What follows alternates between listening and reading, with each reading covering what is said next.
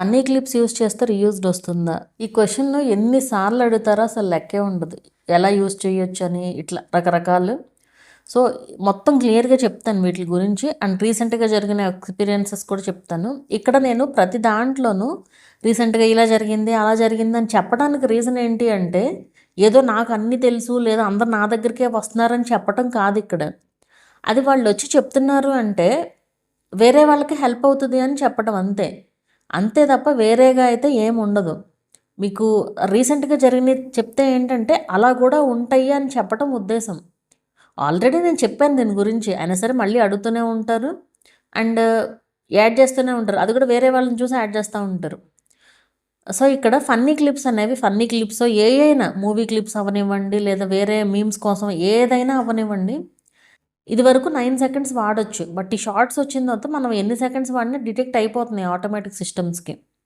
So, అలా detect అవుతున్నప్పుడు ఆ స్ట్రైక్ వెయ్యాలా వద్దా అనేది స్ట్రైక్ అనేది క్రియేటర్ సైడ్ నుంచి వస్తది. యూట్యూబ్ కాదు వేసేది స్ట్రైక్.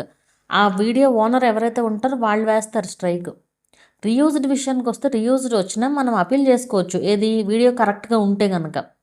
మనం అపీల్ చేసుకోవచ్చు. అపీల్ చేస్తే అవుతుంది.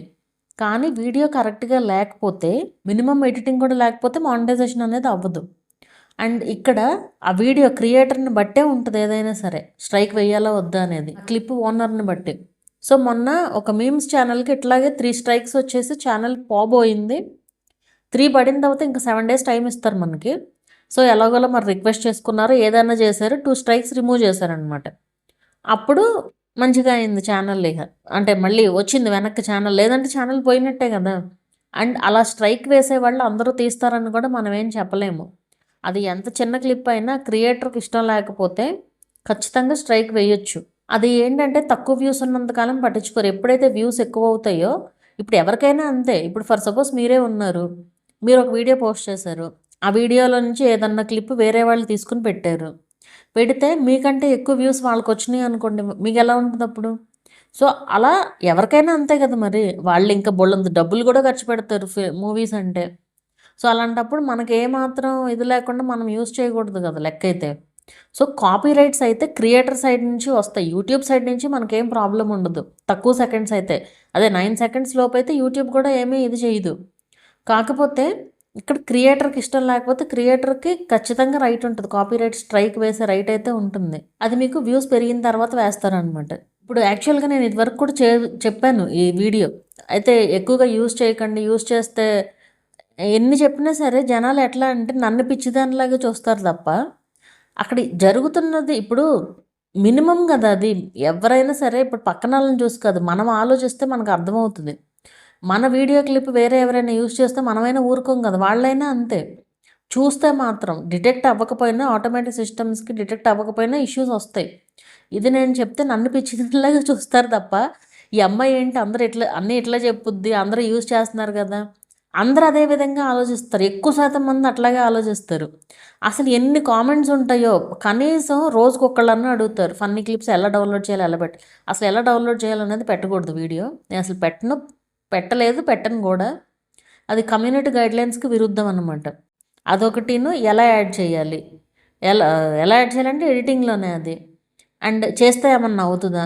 ఎన్ని సార్లు చెప్పినా సరే, వీడియోస్ ఉన్నా సరే, పదే పదే అదే క్వెషన్ రిపీట్ అవుతా ఉంటది. ఇదేంటంటే, ఈ డౌట్స్ నేను అబ్జర్వ్ చేసిందేంటంటే, ఒక ఛానెల్‌లో కామెంట్ జేస్తారు. ఒక ఛానెల్ అనే గాదు, ఉన్న టెక్ ఛానెల్స్ అన్నిట్లో కామెంట్ జేసేస్తారు. రిప్లై ఇచ్చిన వాళ్ళు ఇస్తారు, లేని వాళ్ళు లేదు. మళ్ళీ అందరికీ ఇన్‌స్టాగ్రామ్‌లో ఒక మెసేజ్ పడేస్తారు. అక్కడ అంతే రిప్లై ఇచ్చేవాళ్ళు ఇస్తారు, ఇవ్వనోళ్ళు లేదు. ఫైనల్‌గా వాళ్ళకేం నచ్చిందో అది తీసుకుంటారు. లేదంటే ఎవరు చెప్పింది నచ్చలేదా, వాళ్ళకి నచ్చిందే చేసుకుంటారు. అది జరుగుతుంది. నాకు అర్థమైంది అదే క్రియేటర్స్ విషయంలో.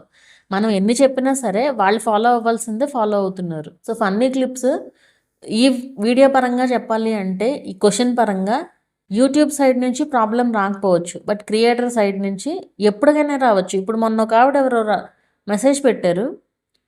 కమ్యూనిటీ గైడ్‌లైన్స్ స్ట్రైక్ వచ్చింది. మోర్ దెన్ 1½ ఇయర్ అయిందంట ఆ వీడియో పెట్టి. అందులో బ్యాడ్ వర్డ్స్ కూడా ఏమీ లేవు. Community guidelines strike ఇప్పుడొచ్చింది.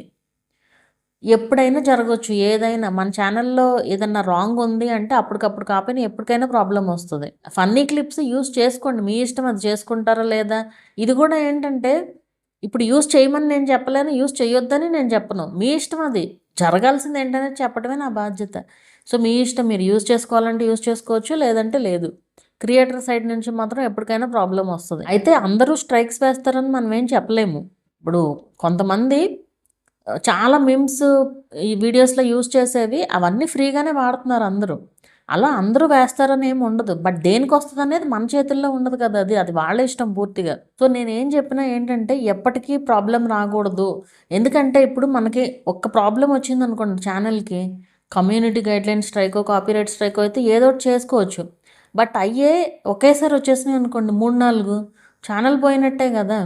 వస్తా ఉండే రెవెన్యూ పోతే ఎలా ఉంటది? సో, నేను అందుకు చెప్తాననమాట. ఏం చెప్పినా నేను ఫ్యూచర్ గురించి ఆలోచించి చెప్తాను. అప్పుడున్న అప్డేట్స్.